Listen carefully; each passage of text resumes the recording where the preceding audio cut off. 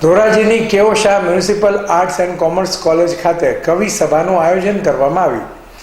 ધોરાજીની KO Shah municipal arts and commerce તથા શ્રી પટેલ મહિલા college Dhoraji એમ બંનેના સંયુક્ત ઉપક્રમે ધોરાજીની KO Shah municipal arts and commerce college ખાતે ગુજરાતી ભાષાના પ્રથમ હરોળના લબ્ધ પ્રતિષ્ઠિત સર્જક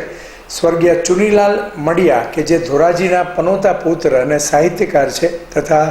ધોરાજીના સર્જક રત્ન છે, તેમની સ્મૃતિ નવી પેઢીમાં ચિરંજીવ બની રહે તે માટે સ્વર્ગીય શ્રી ચુનીલાલ મડિયા સાહિત્ય વર્તુળની સ્થાપના થાય અને કવિઓની સર્જકતા લોકોમાં પ્રકાશિત થાય તે હેતુથી કવિ સભાનું આયોજન કરવામાં આવ્યું હતું. અહેવાલ રશ્મિન ગાંધી. નમસ્કાર. પ્રિન્સિપાલ રવજી રોકડ આજે તારીખ 1/3/2024ના રોજ Shri KO Shah municipal arts and commerce college Dhoraji અને શ્રી પટેલ મહિલા કોલેજ ધોરાજી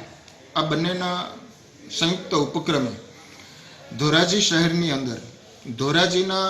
પનોતા પુત્ર અને સાહિત્યકાર એવા ચુનીલાલ મડિયા એની સ્મૃતિમાં એક સાહિત્ય વર્તુળની સ્થાપના થાય એ માટે આજે કવિસભાનું આયોજન કરેલું હતું.